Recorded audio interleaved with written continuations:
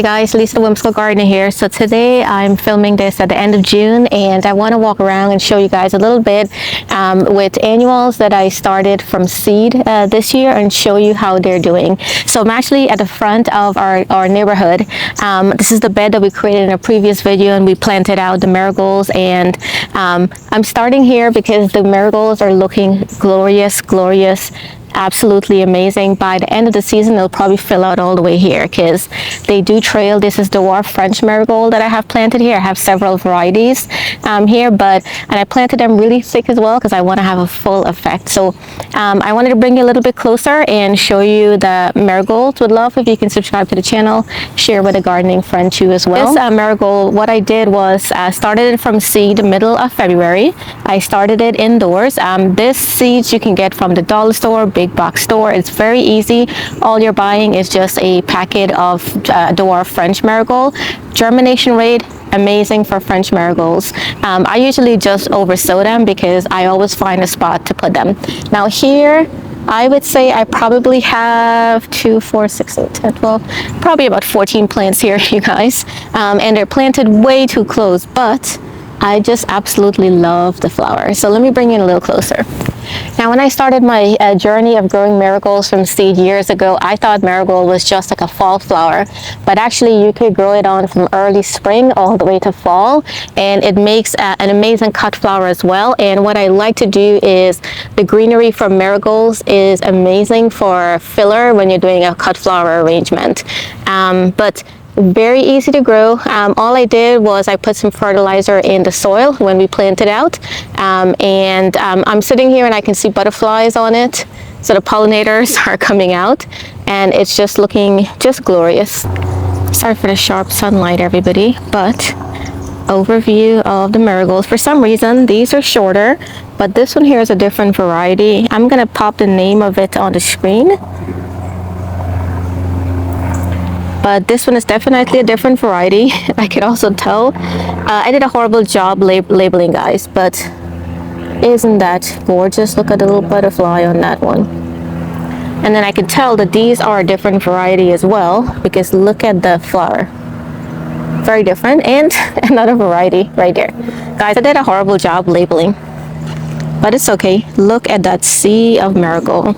Look at it, and it's nice because when we have people driving in, all you do is you see a full bed of marigolds.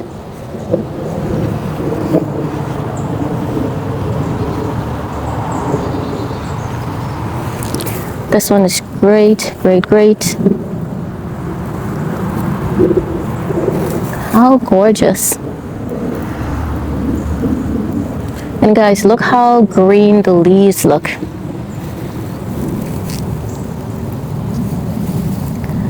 Different variety. This one's a different variety too as well.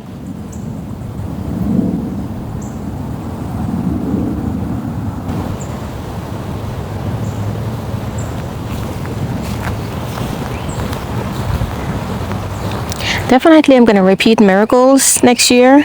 And also I wanted to show you quickly our raspberry ripple zinnia. Only 2 of them took, so I may need to move them because clearly the zinnia will be covering, not zinnia, the marigolds will be covering it fairly soon.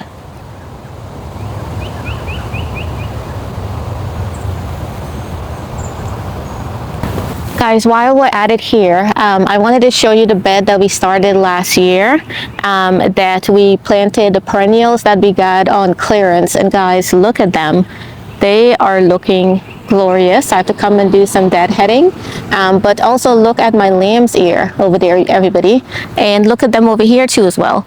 We planted those out 1 season ago, and they are doing amazing. Now somebody came and helped and did some weeding here, so thank you to whoever did it, but I do have to come and do some deadheading. But I wanted to show you the perennials and how beautiful they're looking. Earlier in the spring, this whole area was filled with salvia, but everything is looking really great. All of the echinacea survived. Yay, coreopsis already did a bloom. Plumbago is doing a bloom right now. And of course, the star of the show, hands down, the lamb's ear.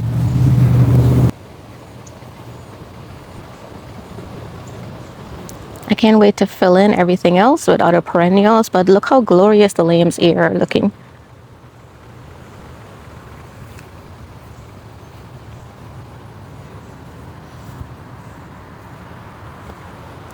love this view as well. And I can't wait for next year for the lamb's ear to fill in right there, because we've got that planted, and as you can see, the marigolds are looking great. All right, let's continue with other annuals I planted from seeds. All right, so the next thing that I want to show you guys that I grew from seed is no other than the nasturtium that you see behind me here and here. And I'm sorry, but the foliage for nasturtium is just amazing. Flowers, they're okay, but the foliage for nasturtium is amazing, and I'm going to continue growing this next year in this trough because I love when it trails down. Maybe next year I'll put some over my pedestal that you can see over there too. That would look really, really nice. So for nasturtium, what I do is typically you can get the packet from Home Depot, Lowe's, anywhere that sells nasturtium seed. And here's a key to germinating nasturtium. You soak it in water about 8 hours before you pot them up. So what I do is I soak mine 8 hours before, then I take some potting soil and I bury it about 1/4 of an inch deep, and then I put it under the grow light indoors. So I'm zone 8A, and you can start this around February-ish or so, in March if you want to, but I start all of my seeds early. And when I planted these out, guys, they were so leggy. I'm not sure if you remember that video, but it had stretched, and I was like, oh my God, it's gonna do awful. But guys, look at them. Isn't that amazing? Amazing. So they rebound very, very nicely. For nasturtium, you can also grow this in the cool season too as well. It does do well for a little bit of cold. So like if it's in the 40s, for example, or high 30s, it will do good as well. When the summer gets really, really hot, it may peter out if you have it in direct sun. But this here, I have probably 3 to 4 hours of morning sun and afternoon shade. So it's actually striving behind here. Nasturtiums can be the leaves. You can have solid leaf like the ones you see back here. There's some where the leaves are variegated, so there's some that are like cream and green, and then there's ones that are darker leaf. I just love nasturtium. Doesn't matter the variety, I just love it. But what I really like is the leaves that they look like little lily pads, right? And these are actually edible. I don't really like eating them because they taste very like peppery. I grow them mostly for the foliage and flowers. Yes, but not so much, but more so the foliage on here. But yeah, nasturtium, you guys. Doesn't that look amazing? All right, so if you're watching this in the winter, put this on your list. Now, you could direct sow your nasturtium if you want. It's just going to take a little bit longer to germinate indoors. And even if you outdoors, and if you germinate them indoors, do know that it could become a little leggy. That's fine. Just go ahead and plant them, and they will rebound from there. All right, let's move on to our next plant that we grew from seed. So the next plant that I grew from seed is no other than these coleus.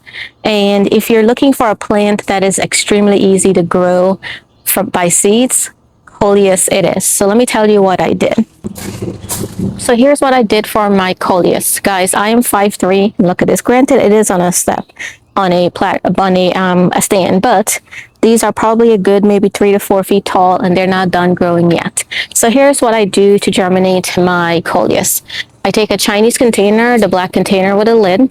I put some seed starter mix. I take my coleus and I sprinkle it on top. I cover it back and I put it under a grow light. And I will spritz it with some water. And then what I do is every couple of days go back, spritz it with some water, spritz it with some water, and then once you see it germinate, keep it covered. It needs that humidity to keep growing. So I keep it covered for about a good week and a half, sometimes 2 weeks, and just let them get big and all the seeds will germinate. And then what I do is I prick them out and I pot them up. And isn't this glorious? You can find coleus seeds everywhere. Guys, look at the size of this leaf. Look at my hand. All right, look at the size of that leaf. Amazing. Look at this, bigger than my hands. All right. So this is, you can overwinter this as a house plant as well, but I love growing mine every year fresh from seed. And what I do is once you plant them out, you have to wait until after the last frost to plant them out. But what I do is to make them look nice and bushy, like how you see it here.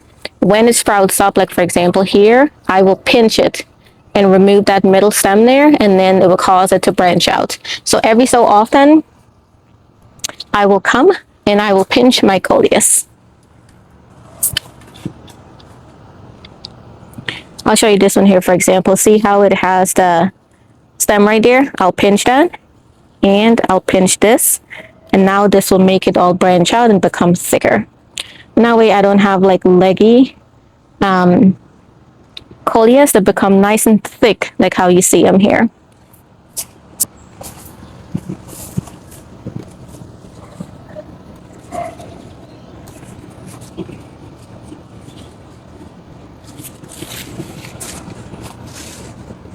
I'm just pinching it so I can make sure they become thicker.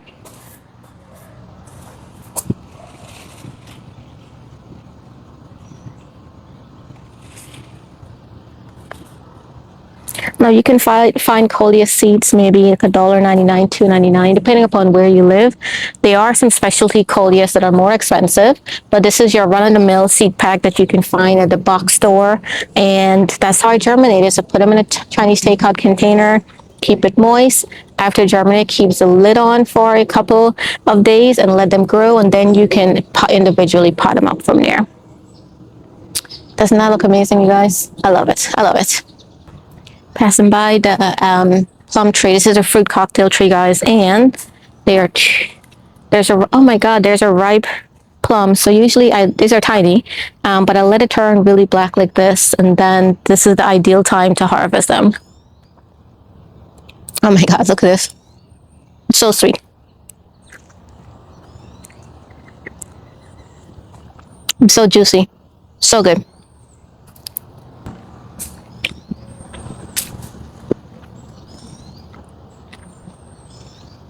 Found me another one.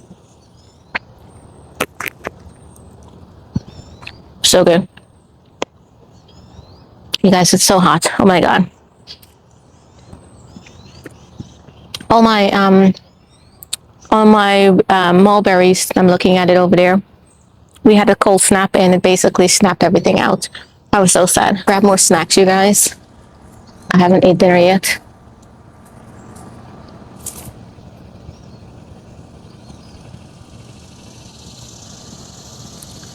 I gotta have the kids come and pick the blueberries.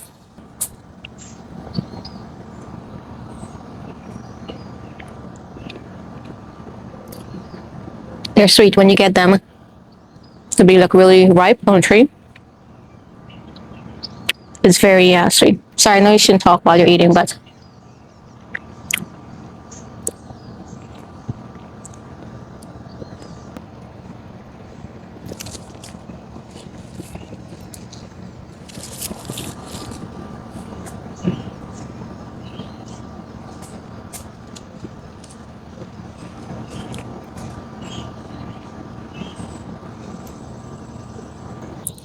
so I wanted to show you this coleus that I grew from seed too as well. Let's see here.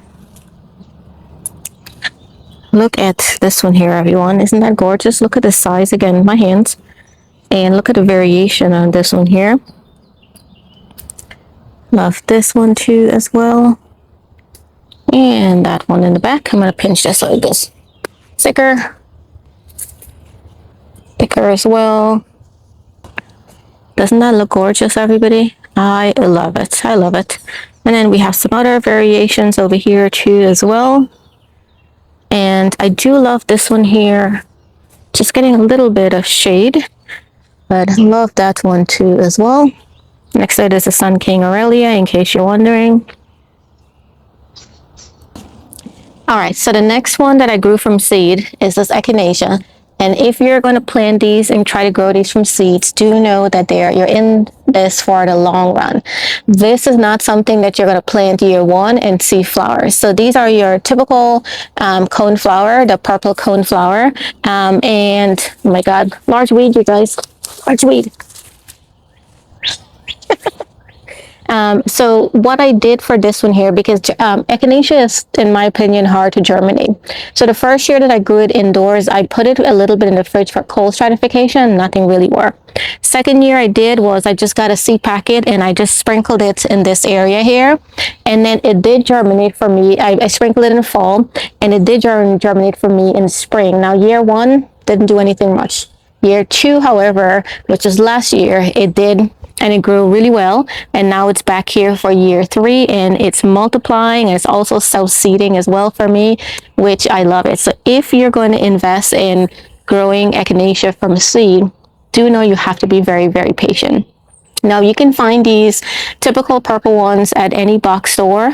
Echinacea does require cold stratification, which means that it has to go through a cold period before it will basically germinate. That's why I like to grow these just by tossing the seeds, like tilling up the soil, tossing the seed on the surface, and let them germinate like the following spring.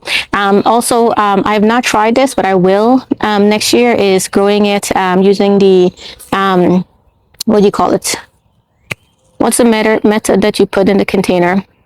Winter sowing in jugs. So we're gonna experiment with that too as well. They come in a variety. You can get a variety of seed. This is just your traditional. They have the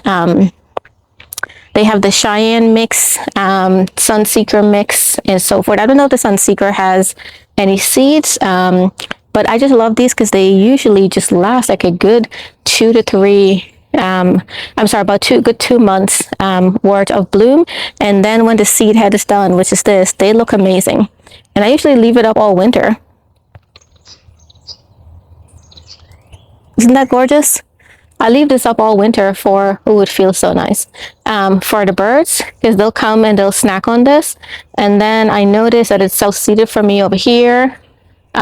So I'm just letting it do its thing. Now you may need to stake these, so I may need to come back and eventually tie these because they're going to get really top heavy soon. But I just love the variation in the color. This is so nice to do this, you guys. But yeah, that is echinacea for you, everybody. And I've got it paired in the back with a Japanese maple over there and some lamb's ear, which is lamb's ear is getting out of hand. I'm going to have to start pulling some of it out. Now these are a little bit small, but geraniums are what I also grew from seed, and they are starting to also bloom. This is the salmon one. Salmon one I noticed is the one that's blooming the most here. I'll take you under my shade container display that I have under the crepe myrtle. I planted some geraniums there too as well, and they are blooming. I think this is a little bit too soon for them to bloom in the area that I have it, but this one seemed to be doing amazing. Oh, the leaves feel so nice. So this has been probably 2 months since I planted it out. And this one here is blooming. The other ones are not. So let's go look at the ones by under my crepe myrtle, and you can see what they look like.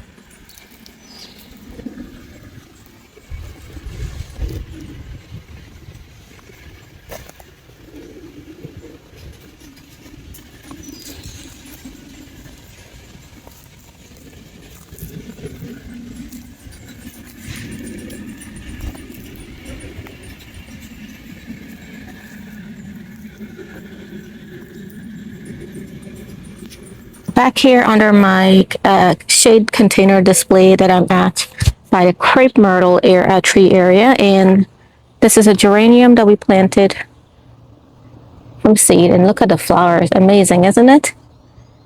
Now all of these, hopefully by the time I'm done editing this video, these will have bloomed. But it looks like I have, this might be the salmon one probably, that is coming up. The orange blossom that I did, not sure if it's going to bloom or not, but they are looking very, very healthy. Love the leaves. And the flower, just gorgeous.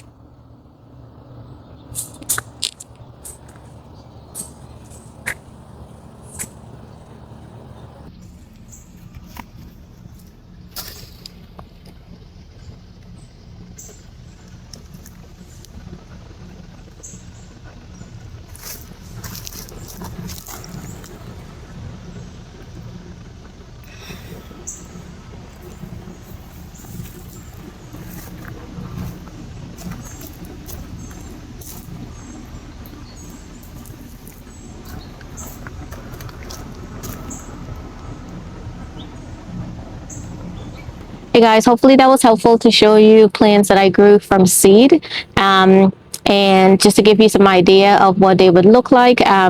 And give you an idea of what the flower looks like. Now, I planted a lot more from seed, which they haven't started blooming or anything yet, so I may do a second version of this along the season, because I can think about mahogany splendor, hibiscus, amaranth, zinnias are things that I grew from seed too as well.